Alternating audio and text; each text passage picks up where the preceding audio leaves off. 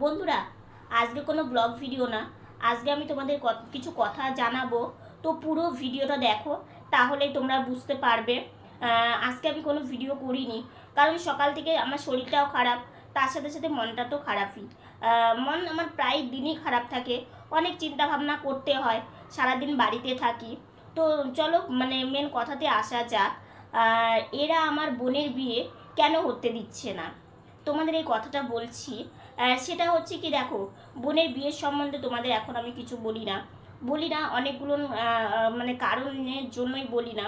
সেটা হচ্ছে এই যে আমরা ছোট থেকে যে বড় হয়েছি না, অনেকটা কষ্ট দুঃখের মধ্যেই। হয়তো বলবে যে প্রত্যেকটা মানুষই সেটাই হয়। হ্যাঁ, তাদের ধরনটা একরকম আর আমাদের ধরনটা পুরোটা আলাদা, ঠিক আছে। আমরা যে প্রতিবন্ধী, আমরা যে সাথে এরকম করাটা কি উচিত? এই যে আমার বোনের বিয়ের খোঁজ আসে, কিন্তু সেটাকে না করে দেওয়া হয়। আমি বুঝতে পারি, কিন্তু এমন একটা পরিস্থিতি, কিছু বলতে পারি না।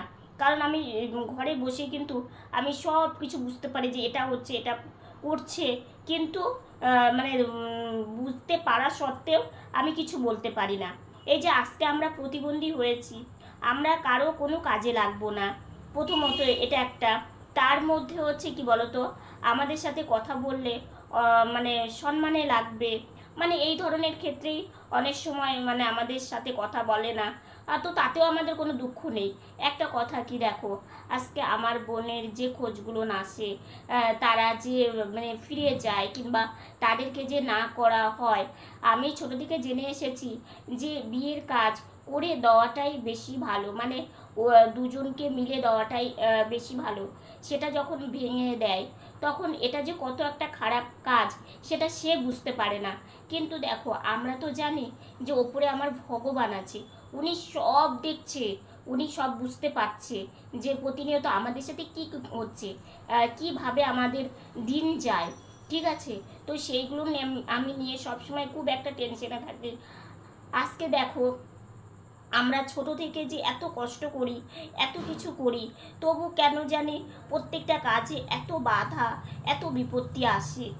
কিন্তু তবু ভাবি যে না, যাই হোক, বাধা এসেছে, সেটা ঠিক অতিক্রম করতে পারবো। হয়ও অনেকটা কষ্ট করে সেটাকে আমাদের অতিক্রম করতে হয়। ছোট থাকতে না একটা দাদু আসতো, জানো তো, আমাদের বাড়িতে। সেই দাদুটা না খুব কষ্ট, সেই দাদুটা আমাদের বাড়িতে আসতো, আমাদের ভীষণ ভালোবাসতো, ঠিক আছে। তখন আমাদের একটা টিনের ঘর ছিল। তখন দাদুটা না আমাদেরকে না, অনেক মানুষই আছে, বেশিরভাগ মানুষই আছে যে আমাদেরকে খুব ভালোবাসে, ঠিক আছে। তারা আমাদের যে ভালোবাসে, তাদের কথাতে, তাদের প্রত্যেকটা যে একটা কথাতে আছে না, যে আচরণে বোঝা যায়। তো সেই দাদুটা এসে যখন আমার মা বৃষ্টির জলে উঠোনে গিয়ে কলপাট থেকে জল নিত, পুকুরে গিয়ে জল আনতো, বাসন মাজতো, মায়ের তো অনেক কষ্ট হতো। রোদে এদিকে গরমে রোদে ঘেমে কাজ করতে হয়, এদিকে মাথায় বৃষ্টির জল নিয়ে মাকে কাজ করতে হয়। তখন এই দাদুটা আসতো, এসে বলতো, মা রে, তোরে দেখিস একদিন একটা বাড়ি হবে, পাকা বাড়ি হবে। তো সেই জন্যই হয়তো ওই দাদুর আশীর্বাদে আজকে আমাদের এই বাড়িটা হয়েছে। আজকে এই বাড়িটা না হলে আমাদের যে আরও কত কষ্ট হতো, কত যে আমাদের প্রবলেমের মধ্যে পড়তে হতো, সেটা একমাত্র ঈশ্বরই জানে। কিন্তু ঈশ্বর তো আছে, ঈশ্বর তো জানে যে আমরা তো কোনো অন্যায় করছি না, আমরা তো কোনো ভুল কাজ করছি না। ভবিষ্যৎ চিন্তা তো সবারই আছে, তাই না? আজকে আমার বোনের যদি একটা ভালো ছেলে দিকে বিয়ে দেই, আমাদের কাজ পাশে একটা এই যে একটা কথাই আছে, একটা লাউ গাছ যেমন লতিয়ে উঠতে চায় উপর দিকে, সেরকম আমাদেরও জীবনটা কিন্তু একটা গাছের মতো। আমরাও চাই যে একটা কোনো শক্ত খুঁটি আমাদের পাশে থাকুক। এই যে বাধা দেওয়া, এই যে বারণ করা, এটা কিসের পরিচয়? এটা কি কোনো মানবিকতার পরিচয়? কারণ যাদের জীবনটায় এত কষ্ট, এত দুঃখ, যখন একটু আলোর দিশা যখন দেখে না, তখন তাদের অনেকটাই ভালো লাগে।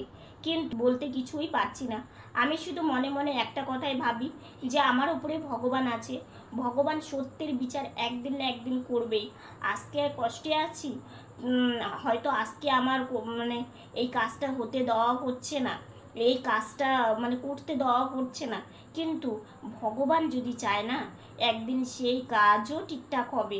অনেক ক্ষেত্রে কি হয় বলো তো, নিজের মনটা না মানে ভেঙে যায়, অনেক ক্ষেত্রে নিজেকে বুঝাতে পারি না, অনেক ক্ষেত্রে অনেক কান্না পায়, অনেক মানে দুঃখ হয়। প্রতিবন্ধী হওয়াটা কি অপরাধ? না তাদের দোষ? সেও তো মানুষ, তারও তো ভিতরে একটা মন আছে, তারও তো দুঃখ হয়, সেটা বোঝে না। ঠিক আছে, সেটা কজন বোঝে বলো তো? এই যে আমার বোনের যে মানে বিয়ের যে ব্যাপারটা, এটা আমি তোমাদেরকে বলছি না, কারণ এই কিছু কিছু ক্ষেত্রে অনেকটা সমস্যা, অনেকটা ক্ষেত্রে মানে ঠিক হওয়ার পরেও সেটাকে মানে না করে দেওয়া হয়, কিংবা সেটা মানে হয় না। তো সেই জন্যে ভাবছি যে হোক, একদম ঠিকঠাক হোক, তারপরে আমি তোমাদেরকে বলবো আর কি। এই যে অনেক সময় বলো না, আমার দুই এক বন্ধু আর কি, যে তুমি একটা কথা বলতে নিয়ে পুরো কথাটা শেষ না করে আবার অন্য কথায় চলে যাও। আসলে কি বলো তো, আমি কি বলবো তোমাদেরকে, আমার বলার কোনো ভাষা নেই আমার কাছে।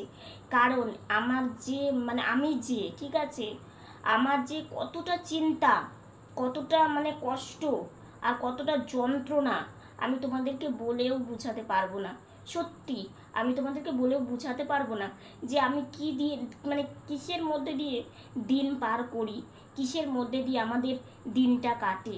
ঠিক আছে, এক একটা দিন যায়, এক একটা মনে হয় কি যে আজকের দিনটা পার হলাম, কিংবা এই মাসটা পার হলাম, পরের দিনটা, পরের মাসটা কিভাবে যাবে, মানে এই নিয়ে আমাদের মানে চলতে হয়।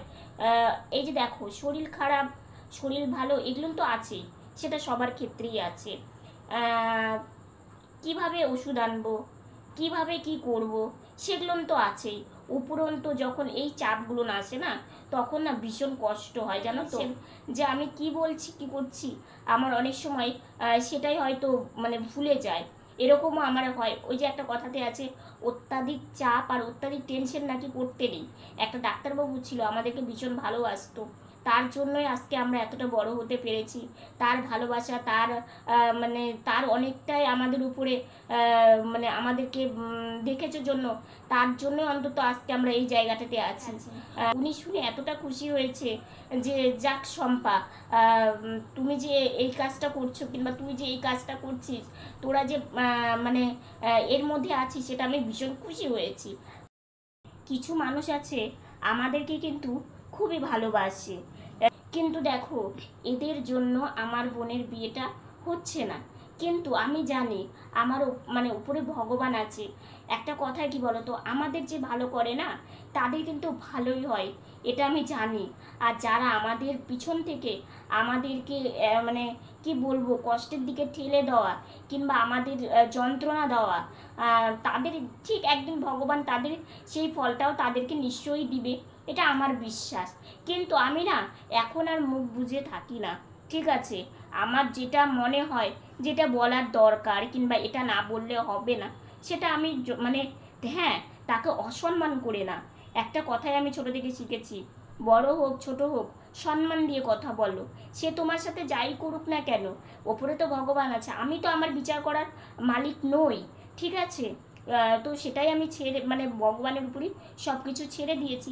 কিন্তু এখন আমি ভাবি যে এই যে আমাদের একটা ভালো কাজে বারবার বাধা দেওয়া, আমরা মানে সামনের দিকে এগোলে সেই রাস্তাটাকে বন্ধ করে দেওয়া, এটা তো চলতে পারে না, তাই না? যেহেতু আমার বাবা মাও খুব সরল সাদা মানুষ, তো সেই জন্য আমি এখন একটাই পথ বেছে নিয়েছি, কি বলো তো, ভগবান তো আছেই, আর ভগবানই তো বুদ্ধি দেয়। আমার এখন আইনি পথটা আমি বেছে নিয়েছি। এই যে আমি বুঝতে পেরেছি যে আমার বোনের ব্যাপারে এরকম হচ্ছে, অনেক দিন থেকে আমি বুঝতে পেরেছি, কিন্তু আমি আর চুপ করে থাকিনি, আমি এটা জানিয়ে দিয়েছি যে এরকম বিষয় হচ্ছে আমাদের সঙ্গে, এরকম বাধা দেওয়া হচ্ছে। তখন আমাকে একটা কথাই বললো, ঠিক আছে এই বিষয়টা আমি দেখছি কি করা যায়। ঠিক আছে, আমি না মানে বাধ্য হয়ে, রীতিমতো বাধ্য হয়ে আমি এই কথাটা মানে এদের কাছে জানাতে আমি বাধ্য হয়ে গেলাম যে দেখো এটা তো সম্ভব না, না একটা যখন ভালো কাজ হতে নিচ্ছে কিন্তু সেটা হচ্ছে না, সেটাকে বাধা দেওয়া হচ্ছে, সেটার থেকে দূরে সরিয়ে দেওয়া হচ্ছে আমাদেরকে। আমাদেরও তো ভবিষ্যৎ আছে, আমাদেরও তো চিন্তা হয়, আমাদেরও তো মানে কিভাবে চলবো না চলবো সেটা তো প্রত্যেকটা মানুষের ক্ষেত্রেই হয়। আমার বাবা মায়েরও সেটা হয় যে আমরা দুটো বোন, আমাদের ভবিষ্যৎ কি। হ্যাঁ, ভগবান যেটা মানে লিখেছে সেটা তো হবেই। প্রতিবন্ধী মানুষের কি বিয়ে হয় না? না প্রতিবন্ধী মানুষ সংসার করতে পারে না? হয়, তারাও পারে সুখে সংসার করতে। আমার নিজে চোখে দেখা, তাদেরও বিয়ে হয়েছে, তারা সুখে সংসার করছে, তারা ভালো আছে। কিন্তু আমরা কেন হবে না? আমাদের সাথে কেন এরকম হয়? আমাদেরকে কেন এই কাজটা করতে দেওয়া হয় না? আমরা কি ভালো থাকতে পারি না? আমার বোন কি ভালো থাকতে পারে না? আমি তো আমাকে নিয়ে চিন্তা করি না? আমার বোন যাতে ভালো থাকে, আমার বোন যাতে মানে সুখী হয়, আমার বোনের পাশে যদি কেউ দাঁড়ায়, আমার বাবা মায়ের পাশে যদি দাঁড়ায়, তবেই তো আমার শান্তি, তাই না? এটাই হচ্ছে আজকে আমার তোমাদেরকে জানানোর ছিল। আমি যেই কথাগুলো তোমাদেরকে বললাম, বলো তো আমি কি একটা ভুল বলেছি?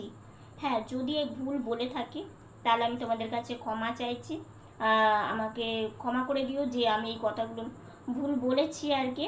তো আজকের বেশি কথা বলছি না, আজকের ভিডিওটা এতটুকুনি। ভিডিওটা যদি ভালো লেগে থাকে like comment share and subscribe করো, পাশে থাকা বেল বাটনটা অল করে দিও।